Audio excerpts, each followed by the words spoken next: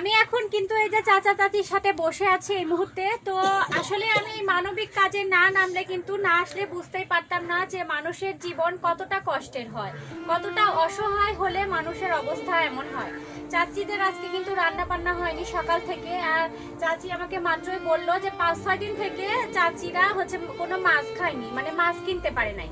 আবার চাচার ওষুধ খাইতে হয়, তাহলে যে ঘরে চাল নাই সে ঘরে মাছ কেমনে থাকবে আর ওষুধটাই কেমনে কিনে খাবে, আপনারাই বলেন।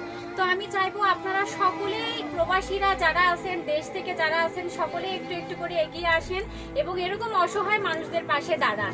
চাচার এই যে চাচা কিন্তু দোয়া করতেছে, আর এই যে এই রুমে কিন্তু চাচারা থাকে, এই যে এই বাড়িতেই কিন্তু চাচারা থাকে, এটাই চাচার বাড়ি। আর আমি কিন্তু এই যে বাড়ির বাহিরে বসে আছি, বাহির সাইডে দেখেন একটা বারান্দাও নাই, মানে বাড়ির অবস্থাটা অনেক খারাপ, আর রাস্তার পাশে কিন্তু বাড়িটা।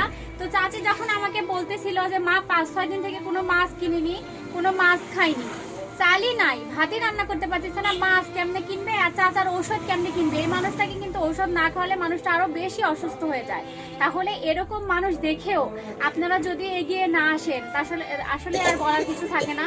আমি চাইবো আমার প্রবাসী সকল ভাই বোনরা এগিয়ে আসবেন এবং সহযোগিতা করবেন, এরকম অসহায় মানুষদের পাশে এসে দাঁড়াবেন। তো চাচি, আপনি একটু বলেন যে আপনি আর কি সারাদিন কেন রান্না করেননি আজকে? চাউল আসল না বাবা, চাউল নাই, মাছ নাই, আবার ওই দাঁড়াত মানুষ মাছ ধরিতে পটি যায়, আবার এত করে পুটির মাছ দিল, তাই নিয়ে সুদা রান্না ভাই। বুঝতে পারছেন? আসলে আমারও শুনে খুব খারাপ লাগতেছে। আমি যখন শুনলাম, আমি এখানে কিন্তু চলে এসেছি দেখার জন্য, আর ছোট ভাই রুবেল কিন্তু আমাকে বলে দিয়েছে এখানে আসার জন্য যে এখানে এরকম একজন মানুষ আছে খুবই অসহায়।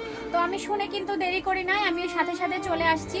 আর এসে যখন আমি তাদের পাশে বসে এই কথাগুলো শুনলাম, আসলে আমি বলে বোঝাতে পারছি না, বুকের ভেতরটা মনে হচ্ছে ভেঙে যাচ্ছে।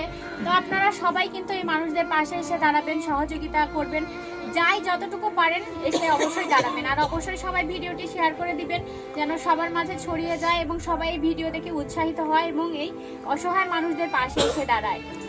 তো চাচাকে এই যে দেখছেন, চাচা আমরা যে আপনার বাড়িতে আসছি, আপনার কেমন লাগছে? এই যে আপনাকে আমরা কিছু অল্প কিছু দিলাম, ভালো লাগছে? তো আপনি সকলের জন্য দোয়া করে দিবেন, প্রবাসী ভাইদের জন্য, সবার জন্য দোয়া করবেন। হ্যাঁ, তো যে ভাইটা অর্থ দিয়েছে তার বাবার জন্য, সে বাবা মারা গেছে, হ্যাঁ, তার জন্য দোয়া করেন চাচা। বাবা, আমরা 5 ওয়াক্ত নামাজ পড়ি,